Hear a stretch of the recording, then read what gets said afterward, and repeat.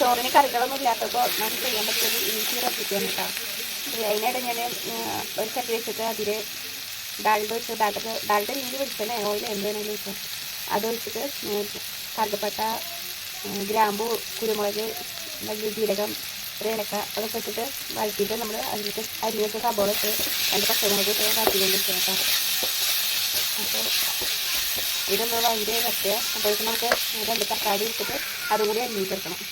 സബോള ഏകദേശം വഴറ്റി കിട്ടിയിട്ടുണ്ട്. അപ്പോൾ നമുക്ക് ഇതിലേക്ക് 2 തക്കാളി അരിഞ്ഞ് ചേർക്കാം. നമ്മൾ തക്കാളി ചേർത്തിട്ടുണ്ട്, നമുക്ക് വഴറ്റിയെടുക്കാം. അപ്പോൾ അത് നമുക്ക് കുറച്ച് ഇഞ്ചി വെളുത്തുള്ളി പേസ്റ്റ് ചേർക്കാം. അപ്പോഴേ നമ്മൾ സബോളയും തക്കാളിയും എല്ലാതും നന്നായിട്ട് വഴഞ്ഞ് വന്നിട്ടുണ്ട്. അപ്പോൾ ഇതിലേക്ക് നമുക്ക് ആവശ്യമുള്ള പൊടികൾ ചേർക്കാം. അതേ അതിലേക്ക് ആവശ്യത്തിന് ഒരു 1/2 ടീസ്പൂണ് മഞ്ഞൾപ്പൊടി ചേർക്കാം.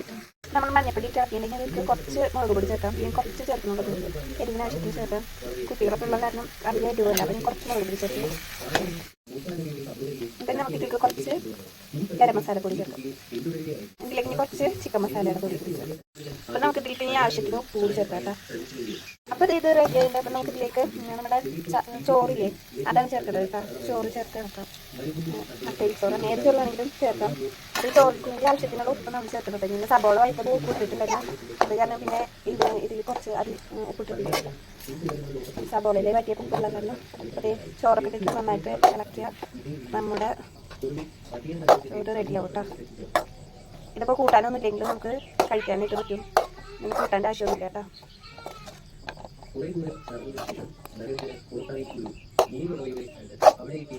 നന്നായിട്ട് ഇളക്കി മിക്സ് ചെയ്യാം.